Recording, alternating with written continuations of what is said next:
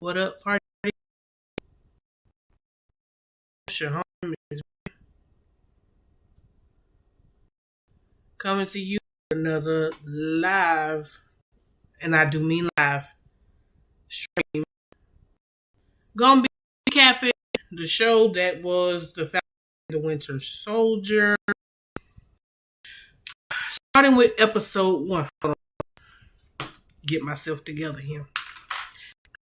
Doing this at the last minute. This was this part of the stream. Let me get myself together here. How y'all doing? Friday, happy Friday to everybody. Thank God it's the weekend. It's been a long week, but I thank God that I made it through another week. Anywho, if you are checking me out on YouTube, Facebook, Twitch, I am your host, your homie, Miss Breezy. You might have seen me on various platforms, but I am happy to be here, happy to be doing this, doing what I like to do, talking about what I like to talk about. Like I said, we're going to do a quick recap of all the episodes of Falcon and the Winter Soldier, and then we're going to get into this final episode. Before we get to my live reaction of tonight's episode of Friday Night Smackdown. Now, it may change. I may wait and hold off and just do Falcon and the Winter Soldier and then recap SmackDown on the podcast Monday. We'll see. Anyway, episode 1 of Falcon and the Winter Soldier opens up with Sam, who is dubbed as the Falcon because he has the wings or whatever. Anyway, so this is approximately maybe a few years after the blip. Everybody returned.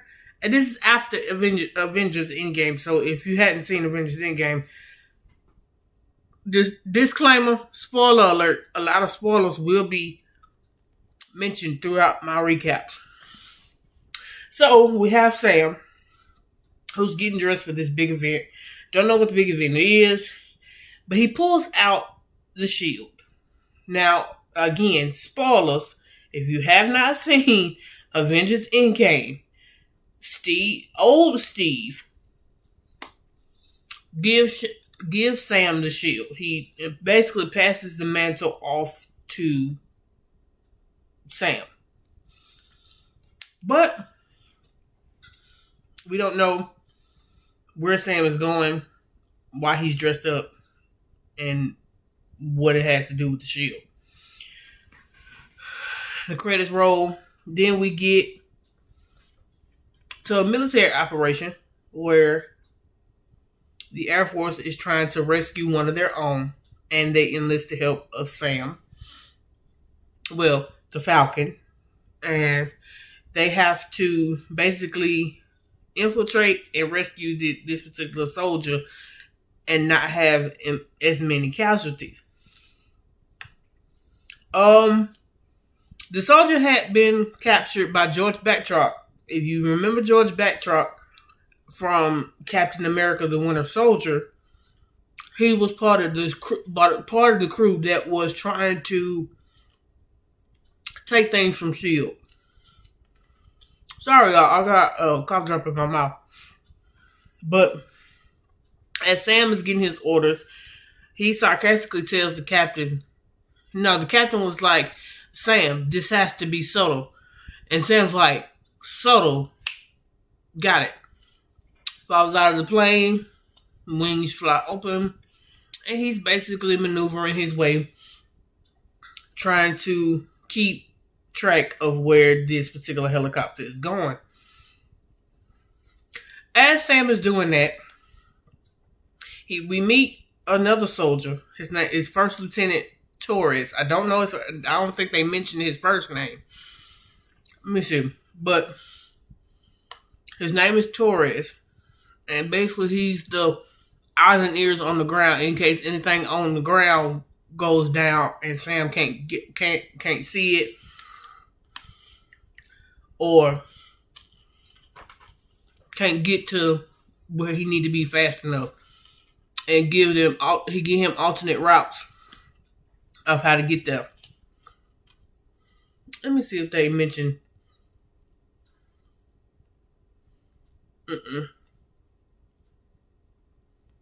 They don't mention his name. Anyway, so the whole mission goes is a bunch of action scenes in the air, and they go flying through, and eventually we get to the part where Sam saves the soldier, and mission complete. So next thing we move to where Sam and Torres are basically sitting out having them something to eat, chopping it up.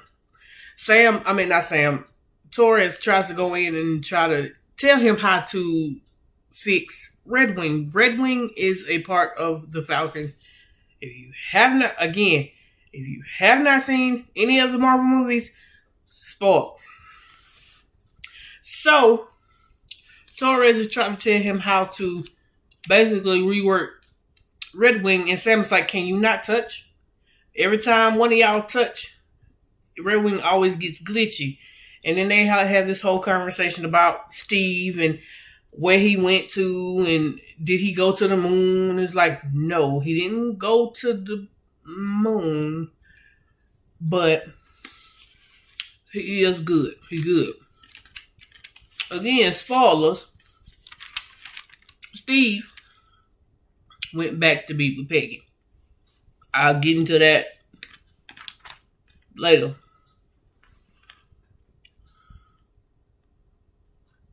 So Torres tells Sam that he's been tracking this group called the Flag Smashers, where they basically been going around from country to country, basically terrorizing the towns,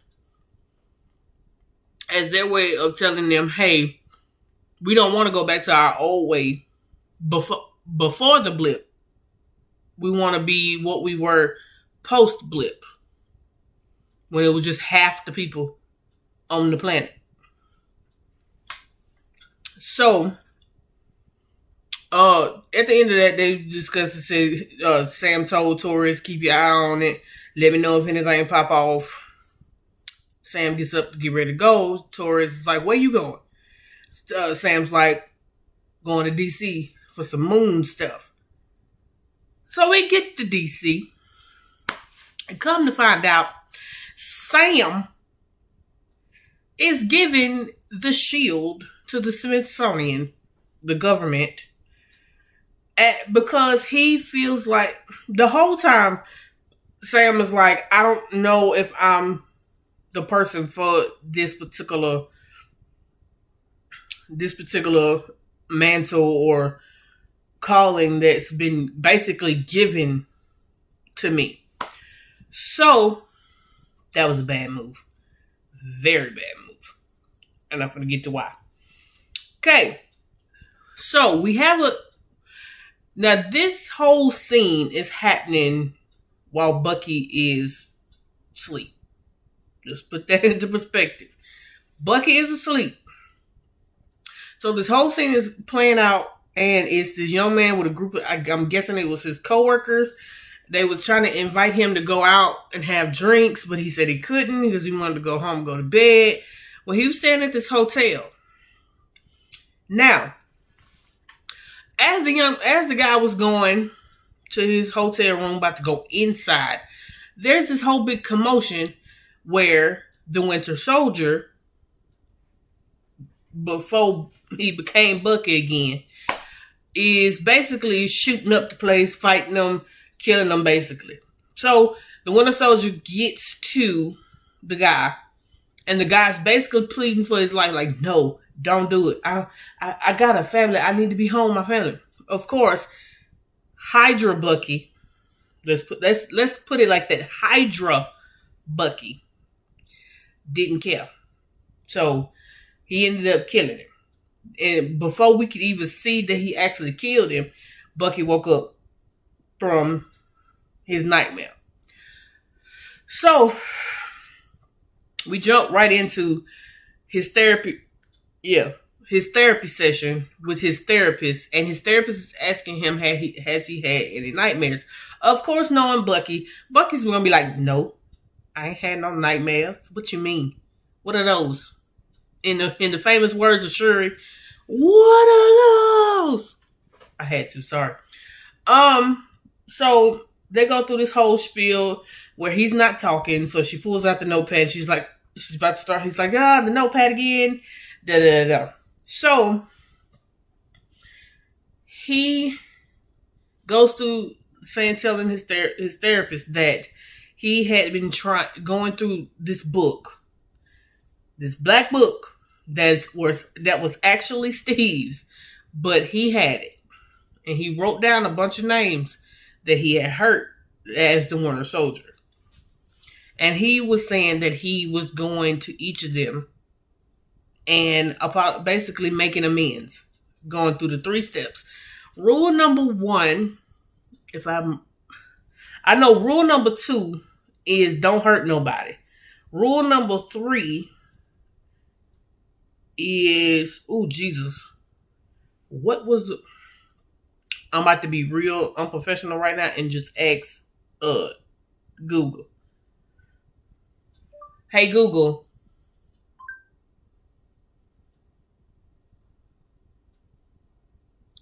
what were the 3 rules that Bucky had to learn in therapy? According to Screen Rant, okay. revealed that Bucky has a notebook and list of amends he's been attempting to cross off, all while following the 3 steps. Okay, the 3 steps. Don't do any. The number 1 was don't do anything illegal. 2 was don't hurt anyone. And 3 was tell the subject involved in the atonement that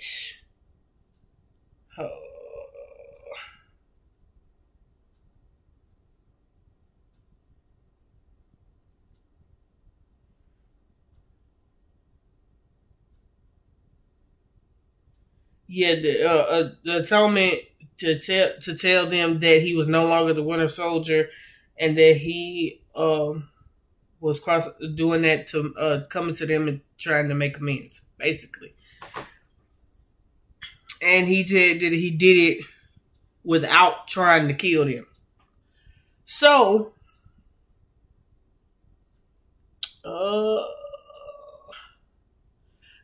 during the therapy session, the therapist is basically asked for his phone, and that he didn't have not anywhere close to 10 numbers in his phone, which is sad. But he had been ignoring texts from Sam, but that was her hint to be like, hey, stop ignoring him, answer his texts, go talk to him. But of course, we ain't got to that part yet. Sorry, let me not jump ahead of myself. So, he doesn't really go and do as his therapist says at first. So, later on, Bucky meets up with this store owner. His name is Mr. Nakajima. And they go to a sushi bar, and they basically talking about different stuff. And then this girl behind the bar basically is like, y'all didn't order the usual. What's up?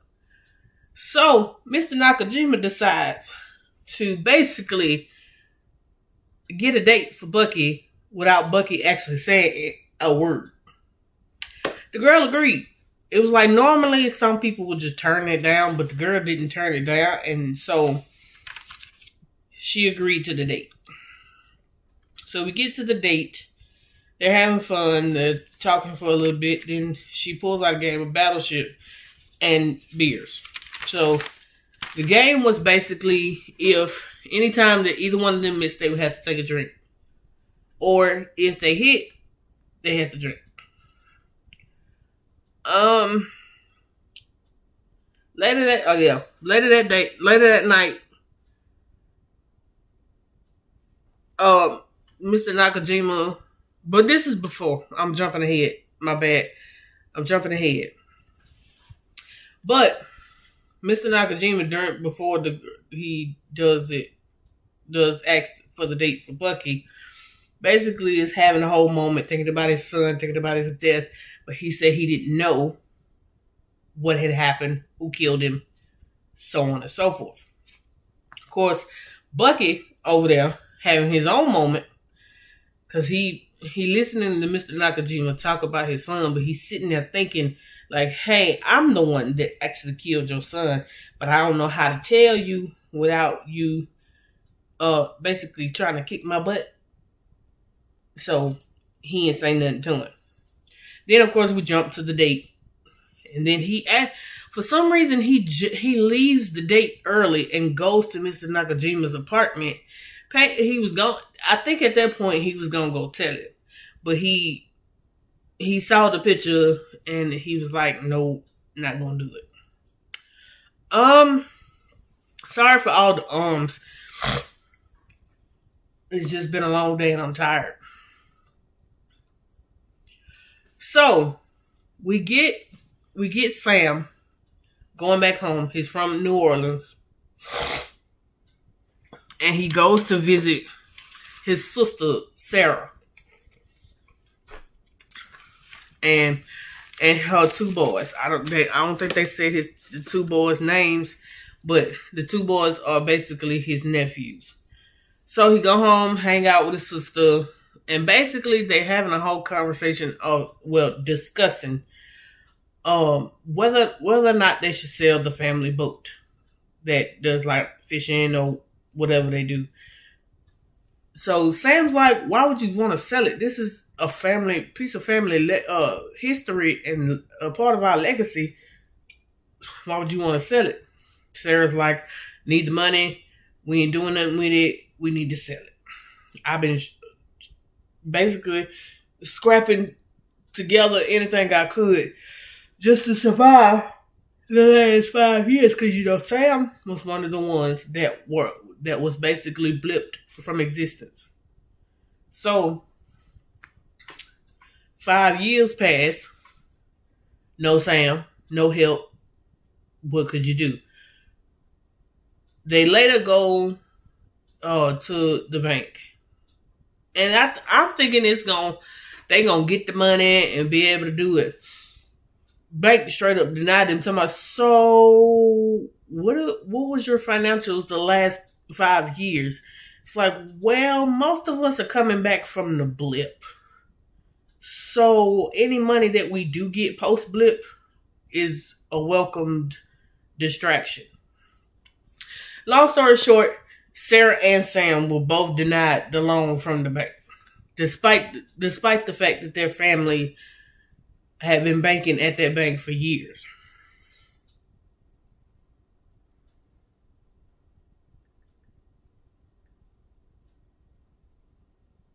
So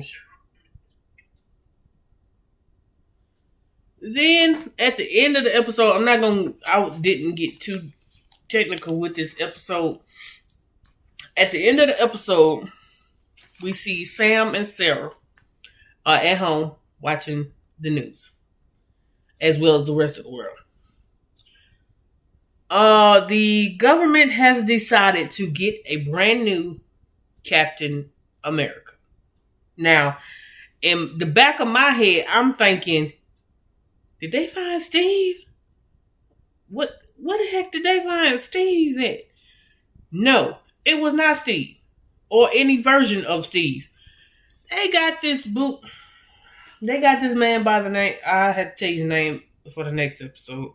Well, we have a brand new They had a brand new Captain America that was not Steve Rogers, and this particular Captain America had the shield. When I tell y'all, I was cussing Sam smooth out when this scene went down. I said, see, this is why you shouldn't have gave up the shield. I was mad, to say the least. I was pissed. I literally sat in front of my TV and was like, see, Sam, this is why your crazy behind should have kept the shield like Steve wanted you to. That, ladies and gentlemen, is the end of episode 1. Now we get over episode 2. Here is where we meet the man behind the persona of Captain America. I'm not calling him Captain America. I'm calling him Bootleg Cap. Bootleg Cap's real name is John Walker. Now, normally, as many of y'all know, Steve Rogers was the most humble man, period. He would do anything for anybody as long as they deserved it. But John Walker? Nope. Bootleg Cap? Nope. Bootleg Cap. Yes, I said it. Bootleg Cap. So we meet him. The scene opens up with him didn't show him unzipping it, but we see a whole unveiling of the Captain America uniform. And here's where we meet John Walker and his wife at their old high school and talking about how they met, how prestigious it is to be known as Captain America. And I'm sitting there the whole time. This whole scene is cringe. Like, the whole scene was cringe. Now, it's a beautiful moment between the husband and wife. But if your name is not Steve Rogers and Sharon Carter or Peggy Carter, then I don't want to see it. So, after his wife leaves, this other guy comes in by the name of Lamar Hoskins. He is the best friend of John. Basically, he's telling him, we started from here and now we're here and we're doing this for the good of the country, blase, blase. And I'm just sitting there like, no. Also, now we got a bootleg version of Bucky. We got a bootleg version. We got bootleg Cap and we got bootleg Bucky. Bootleg Cap and Bucky. So, after both instances with them being in the locker room, we get to the football field where Good Morning America is having a fanfare of sorts, because this wasn't just, no. Anyway, Good Morning America was there to interview John Walker about his journey to becoming Captain America. And again, I'm sitting there like, you are not Steve Rogers. You will never be Steve Rogers. Bootleg Cap. Let's see here. During the interview, during this grandiose interview, we cut to a scene where Bucky is watching the interview. And the look on Bucky's face was freaking hilarious. Like, hilarious. Like, he's sitting there like,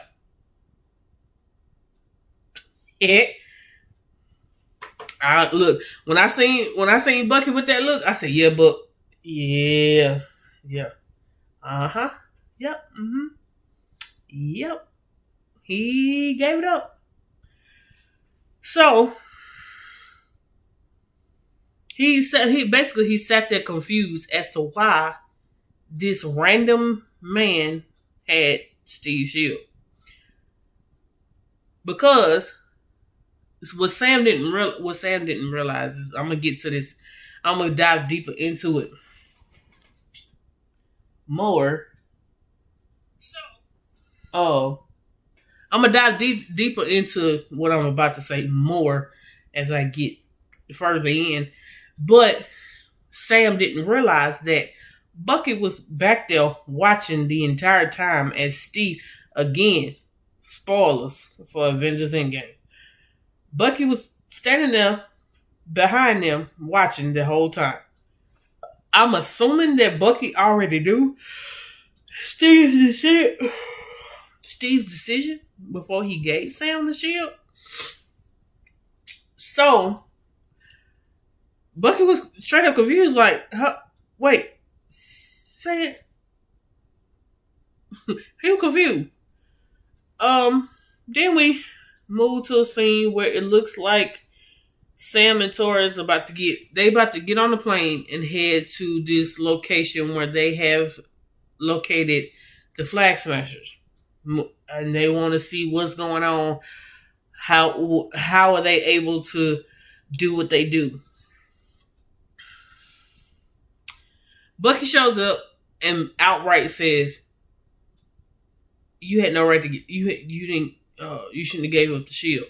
And I sat there said, "Duh." Sam just blowing it off. I'm like, Sam, you talking to the guy who was there when he became Captain America. He dubbed him Captain America. But you don't want to listen. Bucky just telling him, listen, you had no right to give up the shield. Steve gave you that shield for a reason. He didn't want to hear it.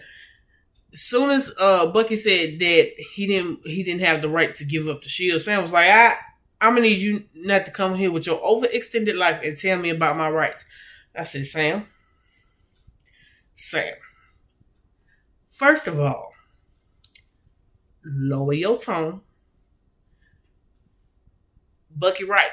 You didn't have the right to give up that shield because Steve gave it to you for a reason. He said, here, you're the next Captain America.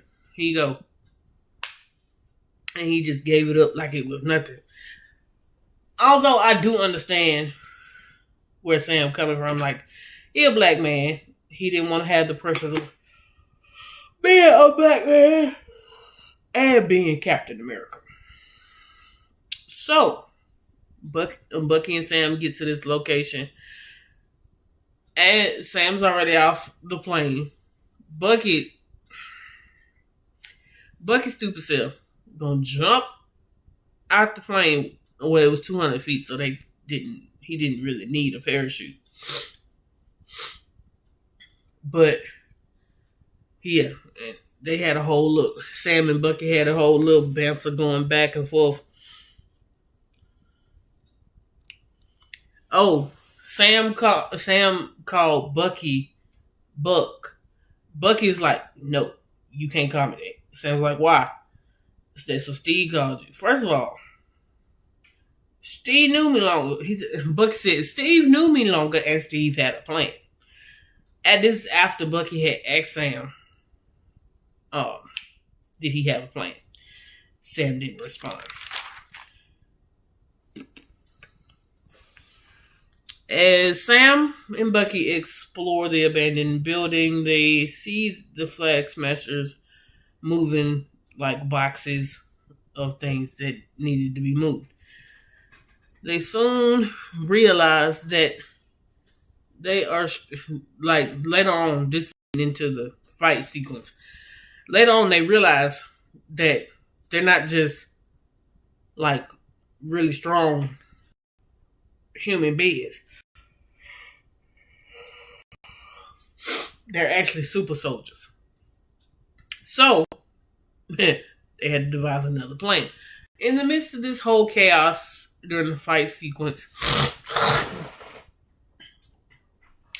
John Walker and Lamar Hoskins shows up and eventually helps Bucky and Sam to the best of their abilities, even though they was getting their butts kicked too. Because think about it, John and Lamar didn't have the abilities of Sam and Bucky, especially Bucky. So we get to after everything went down, the Flag Smashers get away. Sam and Bucky have this little banter going back and forth. He's asking what's going on in that cyborg brain of yours. He's like, oh, I can see it turn. I can see the gears turn. Oh, they're malfunctioning. Oh, they just burned. They burned out. I'm like, Sam, that's petty. Sam, that is petty. Petty. So, John, Walker, and Lamar are in the military truck riding by. Sam and Bucky keep walking, but they keep pulling in front of them. Basically as a way. Well, I'm gonna have to call. Anyway,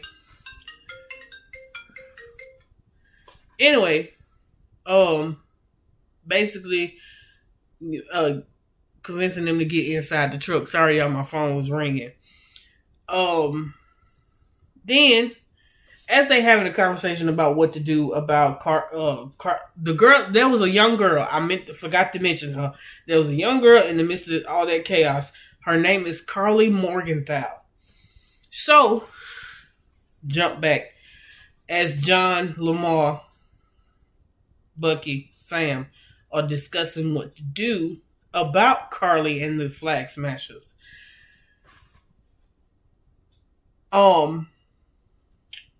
Bucky had asked Lamar's name. Lamar was like, Lamar Hoskins.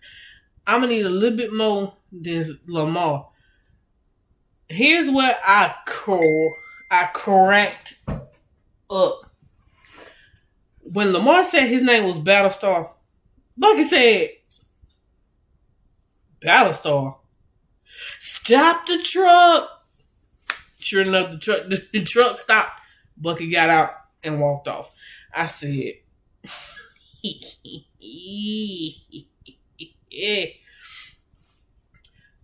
So Sam eventually gets out and follows behind Bucky.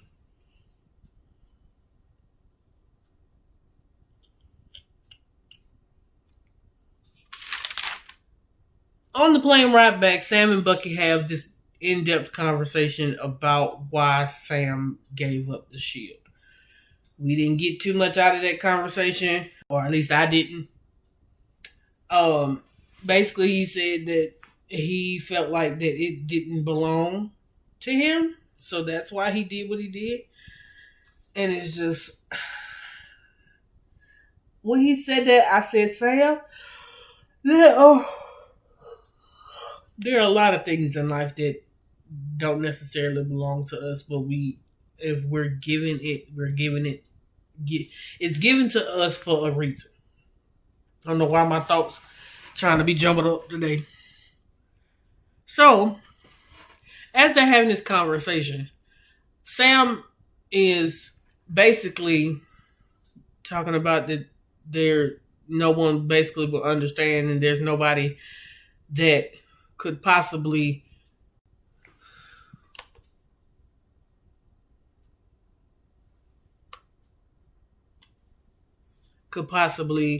understand what it's like to be me. So, this is where Bucky is like, no, dog, there is somebody that I want you to meet. So we get to this neighborhood. You can tell it's a black neighborhood because only black folks is there. So, Sam and Bucky arrive to this house where a young man answers the door. And Bucky asks to speak to this man, a guy named Isaiah. Now, again, I am new to the comic side of Marvel. I'm well versed in the MCU, but comics I'm still new to. So I'm gonna have to go back and read up on Isaiah Bradley. So anyway, eventually the two get in the house, and we meet a man, an African American man by the name of Isaiah Bradley. We get a tiny bit of his backstory, where he, much like Bucky, was in the military, and what happened to Bucky post him falling off the train happened to Isaiah. Same thing happened to Isaiah, but a lot of his history was buried and hidden, so nobody knew that Isaiah Bradley was technically the first black or African American super soldier that could basically do everything and anything Steve did, and Bucky. So his whole history basically was hidden from the world and out of the history books because they didn't people the government didn't want to have a black super soldier or superhero.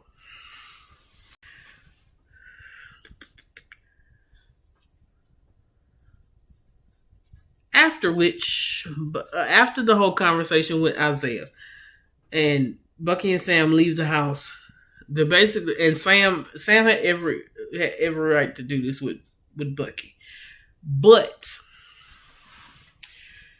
Sam was like, why didn't I know this? Did Steve know? Steve didn't know because Bucky didn't tell him, and that's on Bucky. Anyway, as these two were basically having a whole argument about not knowing about Isaiah, the police show up. And here's where I got kind of upset. Oh, that wasn't cute.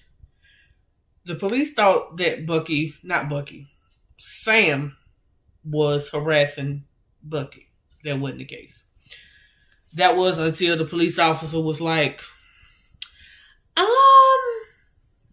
the police officer had whispered in the guy that was talking to them. He was like, "Oh, I'm sorry, Mr. Wilson. I didn't recognize you without your goggles." I was like, "So that's what we're doing now? For real, for real." So they were about to go until they got a call over the radio saying that there was a warrant out for Bucky's arrest. The reason being is because Bucky missed his court mandated therapy session with his therapist. So they had to take Bucky into custody and basically take him to jail. So we get to the police precinct.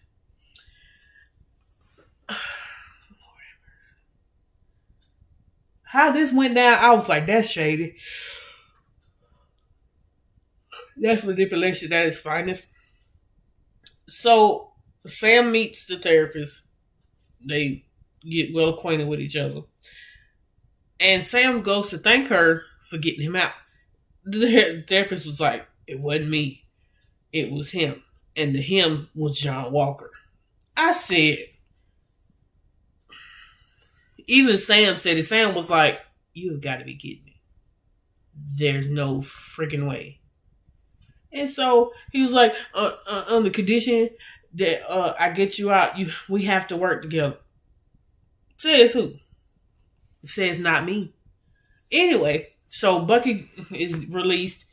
And so she's like, per you getting released, you have to come to this therapy session now. And she told Sam to come too. Sam was like, no, you know what? I'm a white eye. She's like, nope, you don't have a choice. Bring your tail. So we get into one of the interrogation rooms with the therapist, Sam, and Bucky. That whole therapy session was funny. That whole therapy session where they were just bantering back and forth. Therapist asked him what annoys you the most about Sam. And Bucky was like, if I could get him to stop talking, it would be great. Then the therapist gets them to do like this exercise where they have to be real close up on each other and just look into each other and try to envision something, she said. By the end of it, Sam was like, thanks, Doc, for making it weird. Two of them left out. That was the end of that scene. Oh, no. Take that back. During that little whole exercise, Bucky ends up saying something that I think he had been holding in from the minute he found out that Sam gave up the shield. He basically said, he asked again, why did you give up the shield? Sam's response was, why are you making such a big deal out of something that has nothing to do with you? Pause. That shield has everything to do with Bucky. Because Bucky was there with Steve through that whole journey. So, and it has everything to do, like I said, it has everything to do with Bucky, because I'm sure Steve entrusted Bucky with his decision of giving Sam the shield. And Sam was like, and no, Bucky was like, perhaps you didn't trust him. And well, he didn't trust you. And if he didn't trust you, he didn't trust me. And I think it clicked in Sam's head, but he didn't say nothing. So he just got up and he left. Into that. Okay. By the end of the whole episode, Sam and Bucky realize that the only way that they're going to end up stopping Carly and the Flag Smashers is to talk to the one person that could hold the key, that held the key to everything. Dun dun dun. Zemo. I said, they going to talk to Zemo. If you remember Zemo was in the Winter Soldier and was trying to get control of Bucky, blah, blah, blah. So, that was the end of episode. I was about to say season 2. Episode 2 of Falcon and the Winter Soldier. Episode 3 opens up with Bootleg Cap and Bootleg Bucky looking for Carly to no avail. Bootleg Cap was confronting one of the people that was helping Carly. He's like, "Do you know who I am?" The guy turned around and said, "I know, but I don't care." I hollered. That was funny. Then we get Sam and Bucky going to the German prison where Bucky is like, "Listen, I gotta go in by myself." Because if you remember, Zemo does not like anybody that is considered an Avenger. Bucky's not really considered an Avenger because he's still considered part of Hydra. So Bucky goes in there by himself, talk to Zemo, and he indirectly helped Zemo break out of jail in the midst of him playing out a scenario to Sam. I said, did Bucky really help this man break out of jail? This man really helped Zemo help break out of jail. I can't talk today. Well, after which, we find out that Zemo is practically royalty. Sokovian royalty. Oh, was it Sokovian? I don't know. I don't remember. I know he said, but his title is Baron. So Baron Zemo is his full title and all. We find out that he is filthy rich. And he has all these cars. And so they get on the plane and they go to this town called Madripoor to follow a lead that comes from Zemo. So they set up a meeting with this lady named Selby. She has a full-on lisp. Like every time she talks, you can tell with her tongue, like when she talks, yeah. The hilarious moment out of that whole scene, because there was a scene before they got to the meeting with Selby where Sam had to drink this drink that looked like it had a worm in it, and I was like, that better not kick in at the wrong time. And then we had this whole moment between Zemo and Bucky where this guy had came up and was trying to attack Zemo. Zemo did the code words for Bucky, the Winter Soldier. And of course, it was easy for him to just get back into that mode. Then, of course, then we jump to the meeting with Selby and the whole funny exchange back and forth. So, Zemo offers Selby Bucky in the code words to activate the Winter Soldier. As he is telling Selby, "Hey, I'll give you him and the code words," he over there touching Bucky's face like this. I so promise you, I cracked up. I said, I know Bucky just want to, right now, I know he in character, but I know Bucky just want to go and get back into character.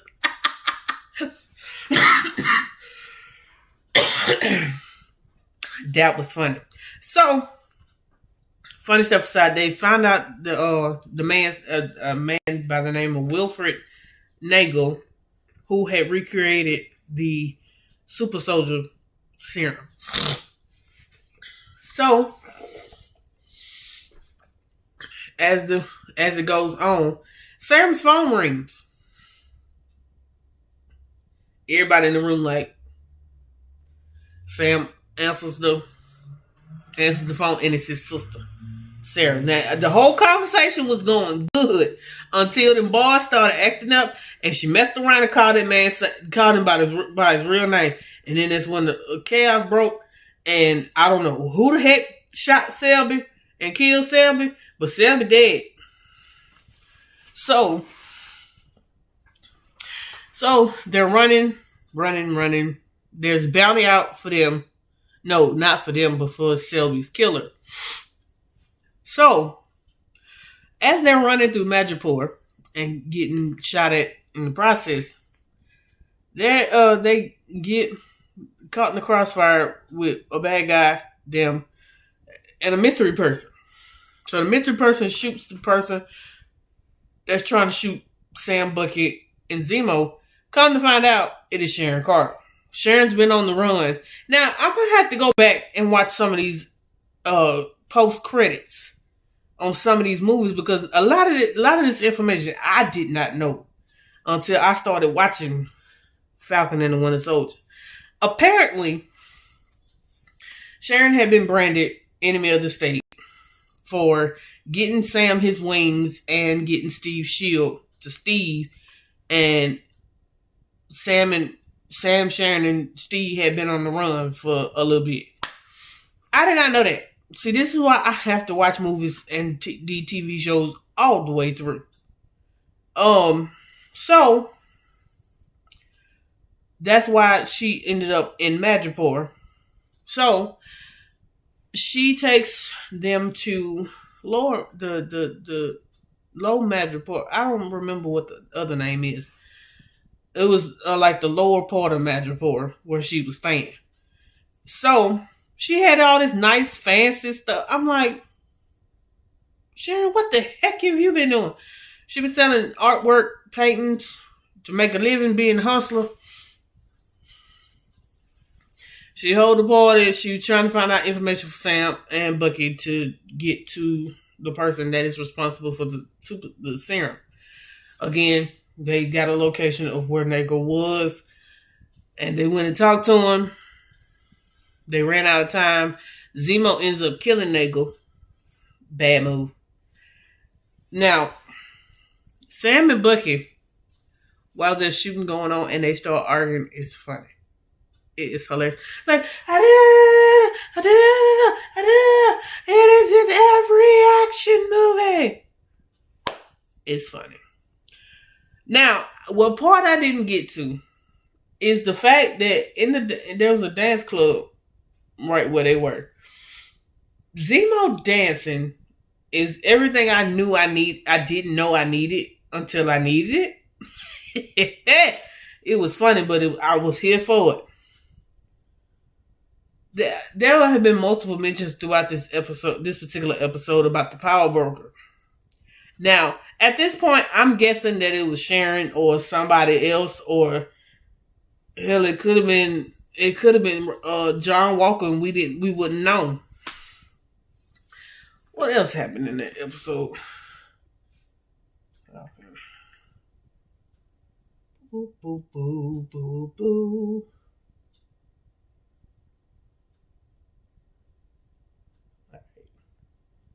I need episode 3.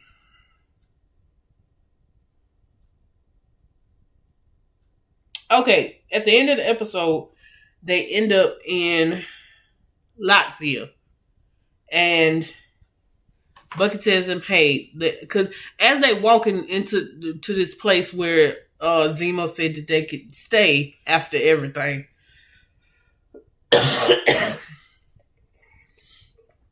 Bucky starts seeing EMP beads everywhere, and like on their trail, and so come to find out, what's her name? Io, a member of the Wakandan Dora Milaje, had basically been tracking him. And she said she basically in the Wakandan language that she and the rest of the Dora Milaje was coming for Baron Zemo. Cut in scene. That's the end of episode 3.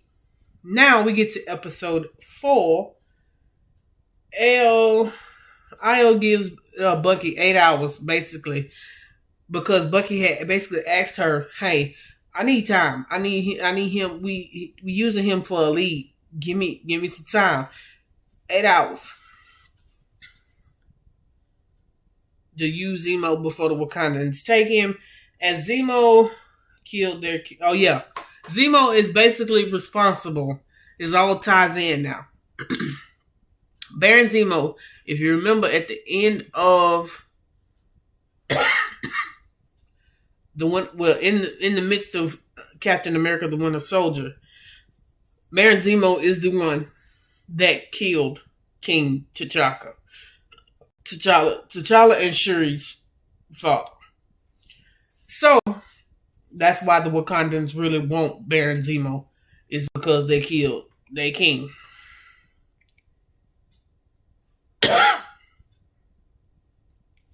So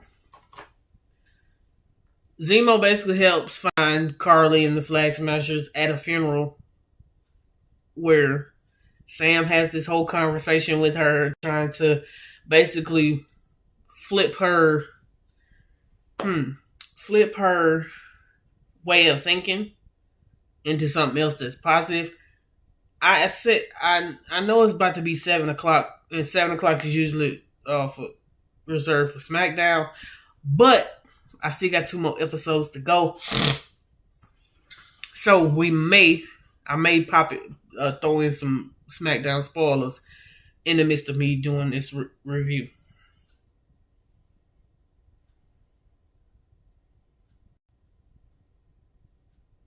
Okay, this is the episode where Carly kills Lamar.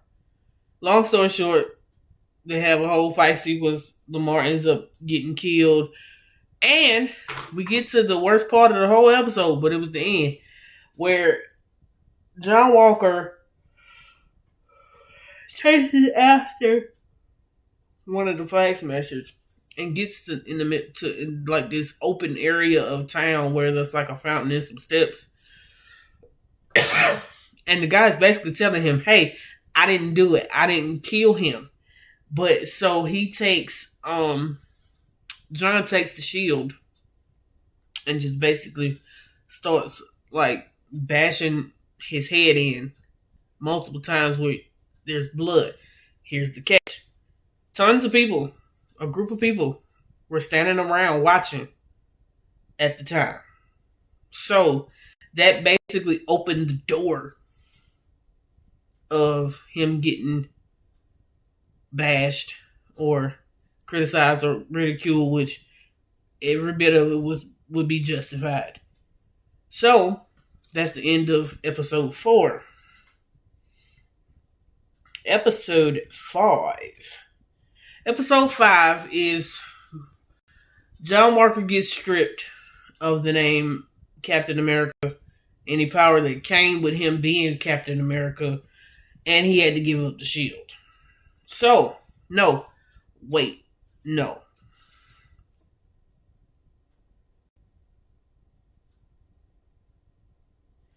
Okay. Bucky and Sam basically go to John and it's like, dude, you not meant to be Captain America. Just hand over the shield. We'll move on. Fight is ensued, and John Walker basically destroys Sam's wingsuit. I'm like, okay, this is not fair. So then we have.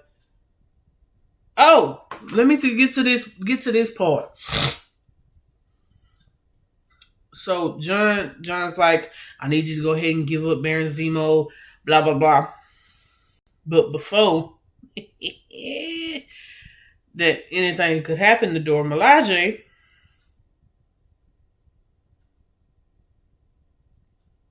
hold on, I skipped something.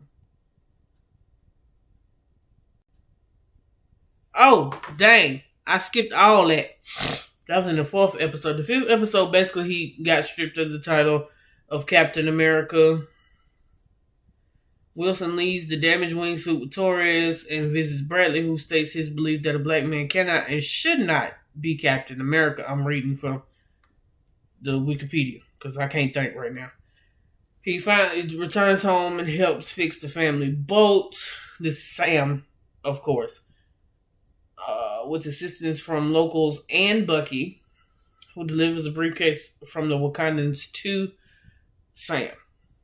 Oh, Lord. Okay, pause. Right now, the Friday Night Smackdown is on. And we have Cesaro in the ring. And Seth Rollins. Seth. What is with you and this obsession with leather? What is with this obsession with leather and fur or faux fur? I need to know, because I'm tired of this look on Self. I really am. Anywho, it's getting back to what happened in episode 5.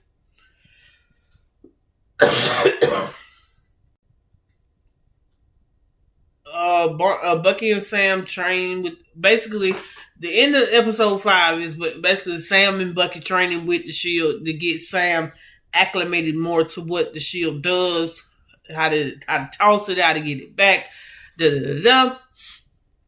and we end the episode with Sam opening the case. And that, my friends, is the end of episode 5.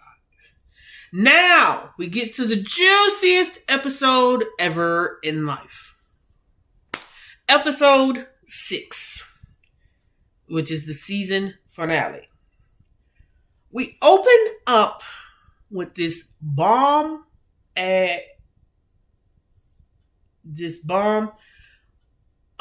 sequence, because it picked up right from episode 5 when the Flag Smashers infiltrated the main GRC headquarters main room where they do the vote, blah blah blah. So Bucky and Sharon show up to help Sam in doing whatever's needed to rescue these people from the Flag Smashers and get rid of the Flag Smashers. So we get this bomb shot of Sam flying overhead. I couldn't tell what the suit looked like at first, but I already knew that he was going to have the Captain America suit on. Boy, let me tell you, that Captain America suit looked fire. I like the fact that he has finally accepted the mantle of Captain America. What am I? Short, sweet, to the point notes. Sam and those stars and stripes was powerful and inspirational both at the same time. This salmon. Oh, oops. Boo. Anyway. Into who's and what's it? Yeah. Like I said, seeing Sam accept the mantle of Captain America is great. It's crazy. I'm trying to say great, but I say crazy. So crazy, great and crazy. Let's see. He finally acknowledges the fact that he. Hold on. Pause.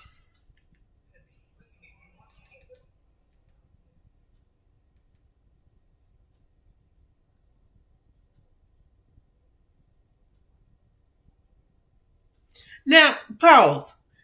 Why is he working with Self?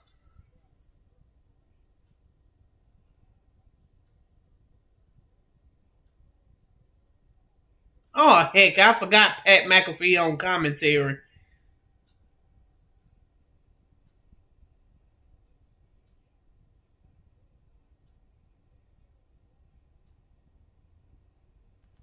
They got it. Anyway, anywho, hey everybody, my name is Breezy. Thank y'all for tuning in. I love y'all. If y'all are watching me on YouTube, hit that like button, hit that subscribe button. If you are watching me on Facebook, that means you are on my personal page on Facebook. What up? I am on the last, I'm recapping the last episode of Falcon and the Winter Soldier, as well as telling y'all what's going on Friday Night Smackdown. What up, though? Anywho, episode 6 of Falcon and the Winter Soldier. We finally get this picturesque overview of Sam in the Captain America suit with the wings and the shield. Thank you, Sam Wilson. It is great to see your ace in that suit. Anyway, so here's where I'm like, okay.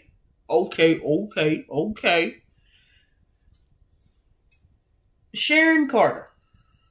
We all know and love her from Captain America the Winter Soldier when she was first introduced as Agent 13. I was like, oh, Steve, there go your future wifey. Anyway, that's just my fangirl in me. So, okay. I'll read from that in a minute.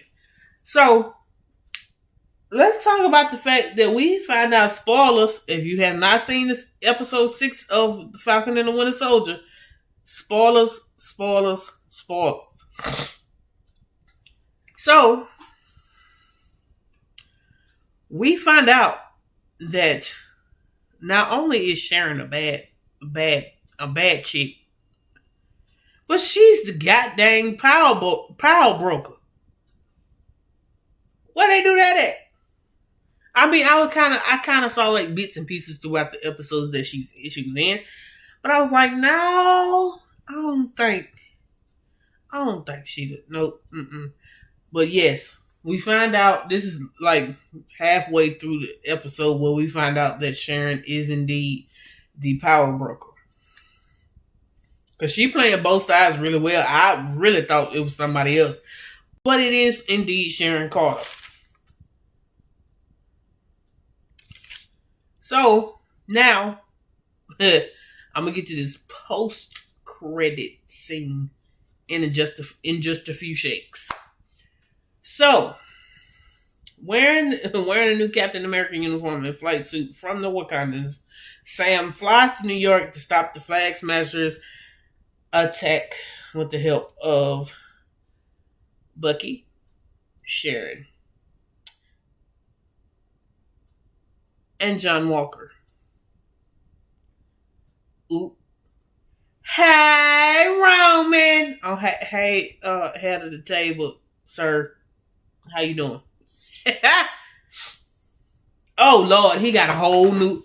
Oh Lord, he got a new shirt, and I got to get it. What did it say though?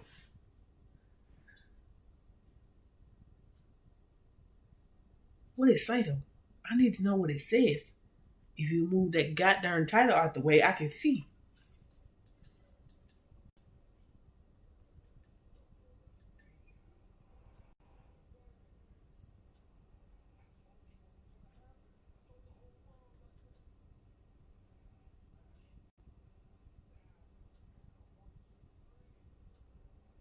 Oh, that's what that shirt say. Smash them, stack them, and pin them.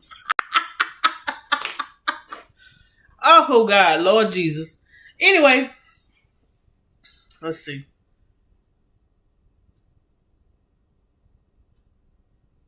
Oh yeah, Sharon accidentally reveals that she's the power broker to both Carly and George Batroc, but ends up killing both of them so that her secret wouldn't get out. This is before Sam comes and gets Carly's dead body and whisks it away to get it to medical personnel. And then there's like a whole 10-minute, 20-minute dialogue with Sam finally coming to the realization that he is Captain America and that the mantle was given to him for a reason. And all this jibber jabber. But the remaining of the Flag Smashers are caught by Bucky, and they are taken away to go to the there's this floating like jail cell and they were gonna go there. Now listen, I don't know if Zemo, before Zemo went back to jail, he told his butler, hey, I need you to do this for me or not. But the butler killed the group of Flag Smashers that was in the trucks going towards the prisoner that's in the middle of the ocean. But the butler killed them. But there was one left. Okay, here's where I got confused. There's this lady. What is her name on Seinfeld? I forgot her name. Anyway, Julia something. Her real name is Julia, but her character is Valerie, Valentina. Her and John's wife is sitting out in the courtroom area, waiting on John to put on this new suit, and come out and let them see it. Now, John is no longer Captain America. He is now known as U.S. Agent. Like I said, this is diving into the comic realm of things. No, I don't want to.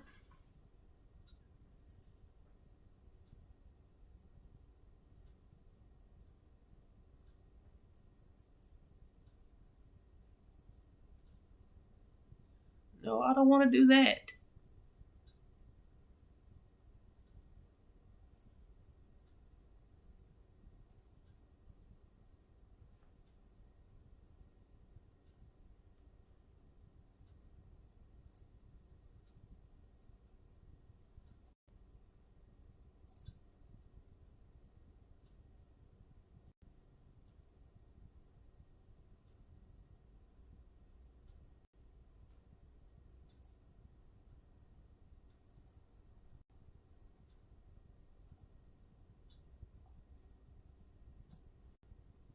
Anyway, I don't know what just happened to my voice, but I was trying to fix something on my stream here.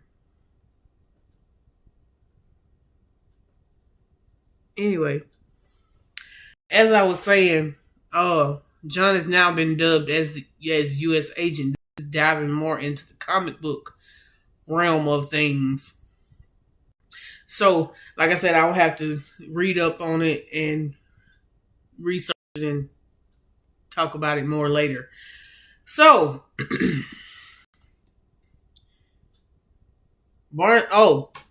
here's the most touching part of the whole episode.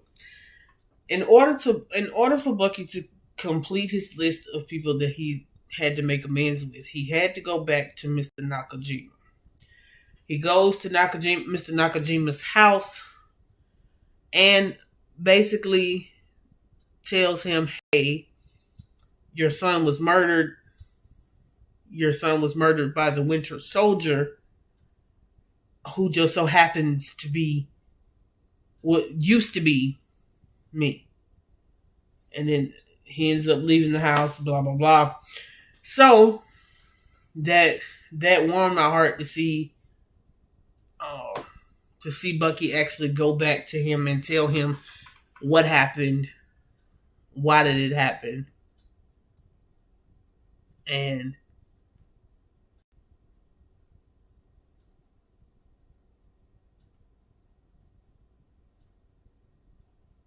try to move on from it. So we get to this post-credit scene. Was that the end?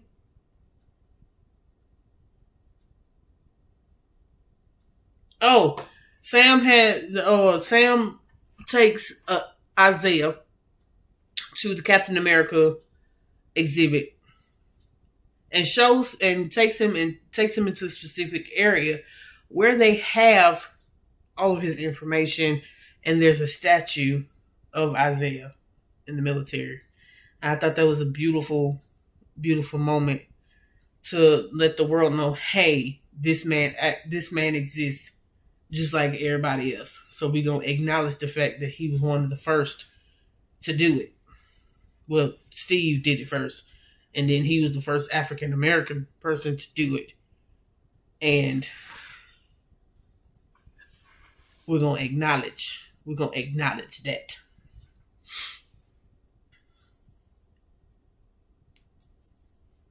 And then there's like this whole party that Sam has with friends, family, and Bucky. And Bucky was over there talking to Sarah. I was like, oh, Sam, you better watch him. You better watch him. And now, getting to this post-credit scene. Now, the government basically gives Sharon a full pardon because they had basically effed up and didn't like the Carter name in the government holds a lot of weight. So it was great to see that, to see her get back into the States. Where they messed up is that these fools don't know that she about to f is ish up in a major way. She about to mess the country up. Reason being is because she felt like that she didn't get the pardon at the time everybody else did, and it took a lot longer for her to get hers, and that she was branded enemy of the state and da. So I kind of see where she coming from, but I'm like, y'all better keep y'all eyes wide open for Miss Sharon Carter, also known as the Power Broker. So that was the Falcon and the Winter Soldier. It's really good. I'm gonna go back like I did with WandaVision, go back and watch it all from the beginning to the end. Now, we getting over here to smack it down. There is a tag team match going on right now with Seth Rollins and Jey Uso versus Daniel Bryan and Cesaro.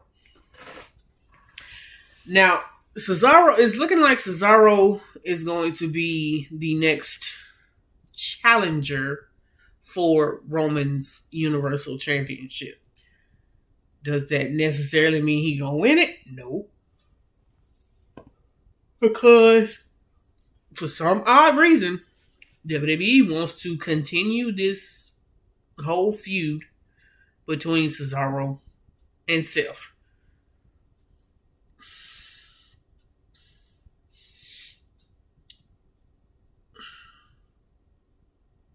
I'm just seeing who will. Oh, okay, he broke up the pin. And then they just fighting each other right now.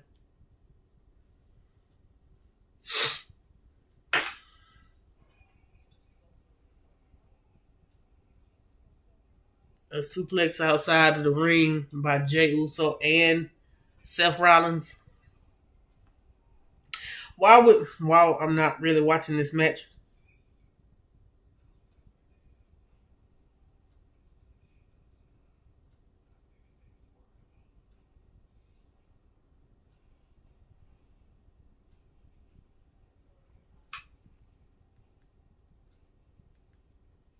so speaking of going back to Falcon and the Winter Soldier, they had announced earlier today that there will be a Captain America 4.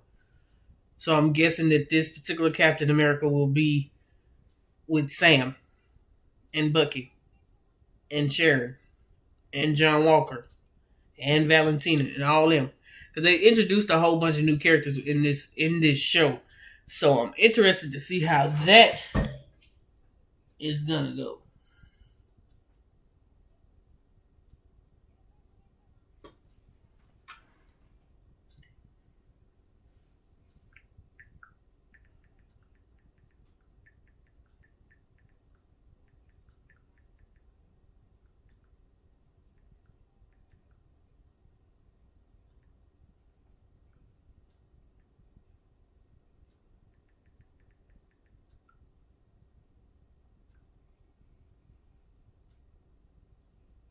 Anyway, sorry about that.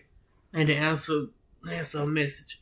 Anyway, so yeah, there will be a Captain America 4. Like I said, I'm assuming that this installment of Captain America will be with Sam as Captain America. Yeah, so I am your host, your homie, Miss Breezy. Welcome to my stream. Whether you're watching me on Twitch, YouTube, or Facebook, what up? If you're watching me on YouTube, hit that like button, hit that subscribe button. If you're watching me on Facebook, hit that like button. Share this video with everybody that you know, your friends, your family, your mama, your daddy, your uncle, your cousin, everybody. Tell them Queen Breezy is live right now. Right now, I'm actually waiting on Smackdown to come back on.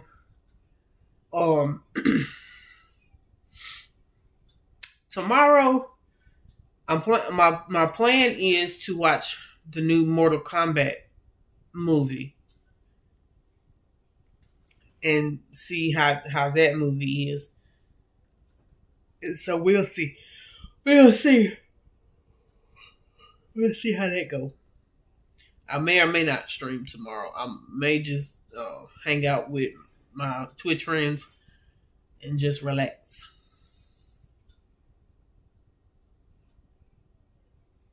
So, we just hanging out, doing a live reaction to Friday Night Smackdown. Right now we're on commercial, but right now it's Jey Uso and Seth Rollins versus Daniel Bryan and Cesaro.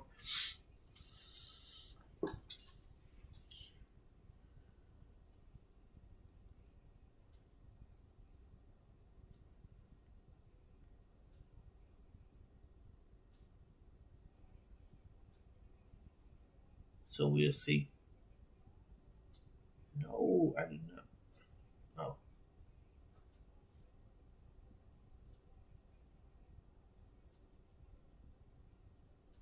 And Pat McAfee is on commentary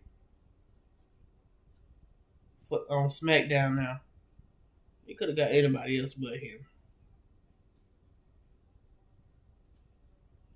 Okay, so yeah, now that Falcon and the Winter Soldier is over, Marvel has revealed that Captain America 4 is on the way.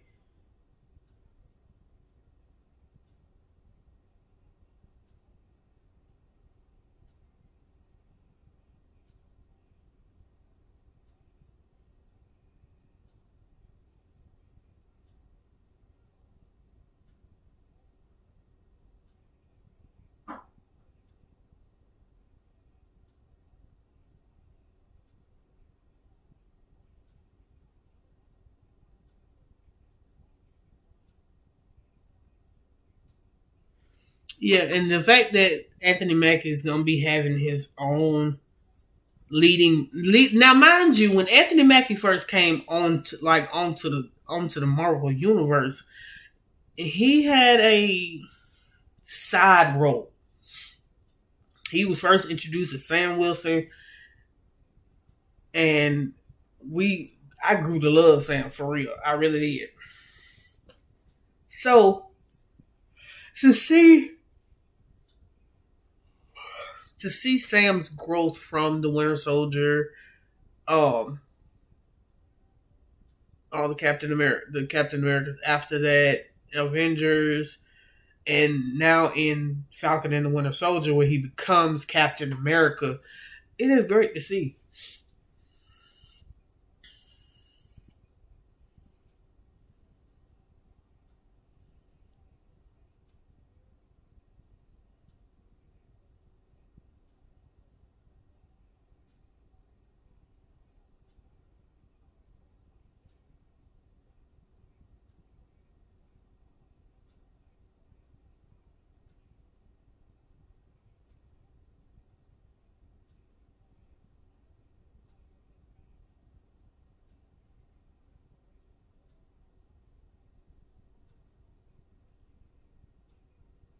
I am happy that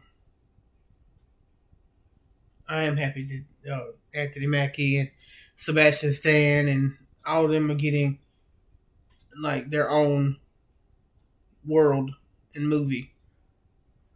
We need a Winter Soldier movie. Like, what happened?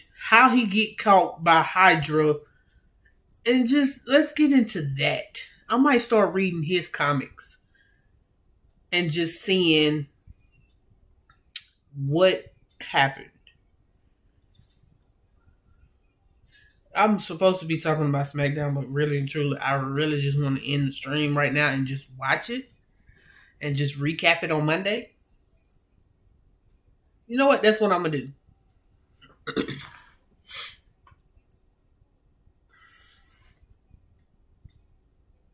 I'm gonna recap. Oh, I'm gonna recap SmackDown Monday during the podcast. Because I really want to get my notes down and be able to. Oh, come on. I need Cesaro to pick up the win. He been on a roll. Let's get him another win. Let's get Cesaro another win. But I may stream tomorrow, depending on how I feel. Sunday I know I won't. Monday we'll be back Monday for the podcast. Tuesday for the Oval. Now that Queen Sugar is done for the season, I can just focus on the Oval. Wednesday will be. Oh no, we might dive into something new or a show that I've been watching and talk about it on stream. Thursday will probably be open to as an off day or something, but I'll update y'all on those of y'all on Facebook about what I want to do for next week.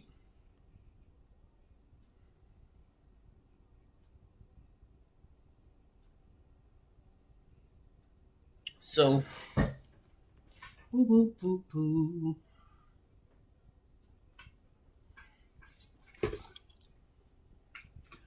I'm trying to get myself adjusted here. I need to get adjusted. Not like that, y'all. I know y'all probably watching me and probably like, what is she talking about?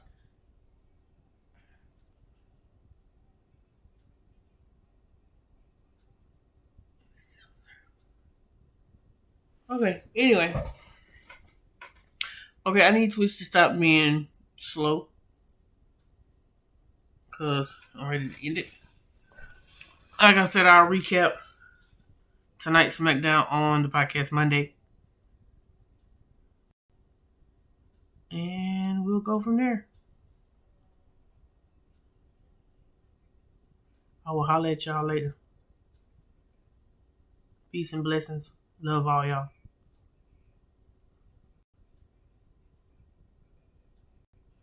Let's see. Oh, who on right now?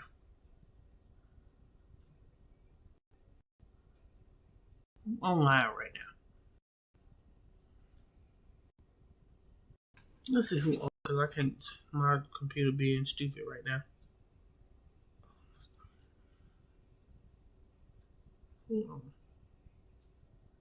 Let's see. Kiana, Elena. You know what? We ain't gonna rate nobody.